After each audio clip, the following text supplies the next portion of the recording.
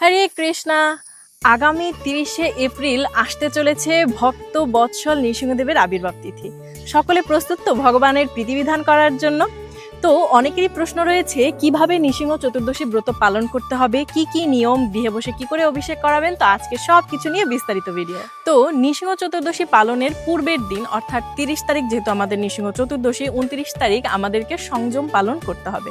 সংযম পালনটা হচ্ছে ওই দিনকার আমাদের নিরামিষ আহার করতে হবে এবং পরবর্তীতে 30 তারিখ নৃসিংহ চতুর্দশী। এই দিন প্রথমেই সংকল্প করতে হবে, অর্থাৎ ব্রতের একটা সংকল্প থাকে। নৃসিংহ চতুর্দশী ব্রতের সংকল্প মন্ত্র আমি নিচে দিয়ে দিব এবং আমি একবার আপনাদেরকে পড়েও শোনাচ্ছি।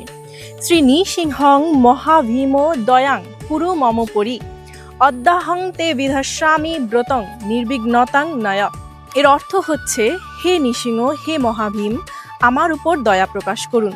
অদ্য আমি আপনার ব্রত আচরণ করিব, নির্বিঘ্নে সম্পূর্ণ করুন।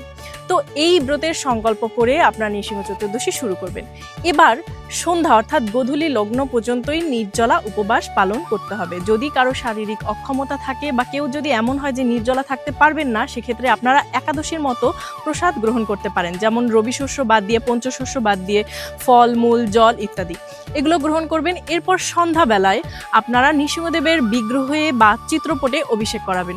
যেভাবে অন্যান্য অভিষেক করা হয় ঠিক সেই একইভাবে অভিষেক করাবেন, যেমন ফলের রস, দুধ, জল ইত্যাদি দিয়ে। এরপর পঞ্চামৃত দিতে পারেন। সবকিছু দিয়ে আপনারা ভগবানকে অভিষেক করাবেন এবং আপনারা নানা রকম সুস্বাদু পায়েস রান্না করেও ভগবানকে অর্পণ করতে পারেন। কিন্তু ওই দিন যেহেতু আমাদেরকে ব্রত পালন করতে হবে, তাই আমরা ওই যে পায়েস, যেটা চাল বা পঞ্চশস্য দ্বারা কিছু যদি আপনি তৈরি করে ভগবানকে দেন, সেটা আপনি সেদিনকার গ্রহণ করতে পারবেন না, পরের দিন গ্রহণ করতে হবে। সারা দিন ধরে হরিনাম জপ করবেন, বেশি বেশি নৃসিংহদেবের স্তব পাঠ করবেন, নৃসিংহদেবের প্রণাম মন্ত্র, নৃসিংহ কবচ সবকিছু পাঠ করবেন এবং বেশি বেশি হরিবাসর বা হরে কৃষ্ণ মহামন্ত্র নাম জপ করবেন, ভগবানের কাছাকাছি থাকার চেষ্টা করবেন। এছাড়াও অনেকের প্রশ্ন থাকে যে পিরিয়ড চলাকালীন বা জন্ম ঔষধ বা মিত্র ঔষধ চলাকালীন আমরা ভগবানের অভিষেক করাতে পারবো কিনা বা ব্রত পালন করতে পারবেন কিনা। দেখুন, জন্ম ঔষধ বা মৃত্যু ঔষধ এটা কোনো ব্যাপারই না। ভগবানের পুজোয় বা ভগবানের সেবায় এটা কখনোই বাধা প্রদান করে না। তাই আপনারা এই ব্রত নির্বিঘ্নে পালন করতে পারবেন। যদি কোনো মাতাজির পিরিয়ড হয়, তাহলে পিরিয়ড চলাকালীন আপনি ব্রত পালন করতে পারবেন, কিন্তু ভগবানের কোনো সেবা পূজা বা অভিষেক এগুলো আপনি করতে পারবেন না। এরপর নৃসিংহদেবের 108টি নাম রয়েছে, আপনারা সেই 108টি নাম পাঠ করবেন এবং তার সঙ্গে যদি আপনাদের সম্ভব হয় 108টি তুলসী পাতা নৃসিংহদেবকে অর্পণ করতে পারেন। নৃসিংহদেবের কিন্তু তুলসী পাতা ভীষণ পছন্দ, তাই তুলসী মঞ্জুরি দিয়ে মালা তৈরি করে বা তুলসী পাতা দিয়ে মালা তৈরি করেও নৃসিংহদেবকে অর্পণ করতে পারেন। ভগবান নৃসিংহদেবের আরেকটি পছন্দের পানীয় হচ্ছে পানকম। আপনারা পানকম তৈরি করে নৃসিংহদেবকে দিতে পারেন। এই পানকমটা হচ্ছে তালমিছরি, লেবু, তারপর হচ্ছে আদা, এগুলোর তৈরি একটা শীতল পানীয়, যেটা নৃসিংহদেবের ভীষণ পছন্দ।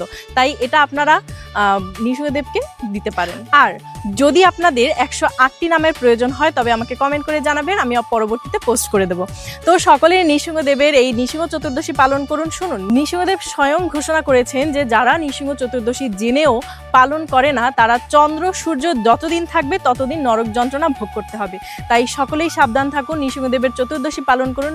নৃসিংহদেব হচ্ছেন পরম করুণাবতার। তিনি ভক্তের রক্ষার জন্য এই পৃথিবীতে, মাত্র একজন ভক্তের রক্ষার জন্য পৃথিবীতে অবতীর্ণ হয়েছিলেন।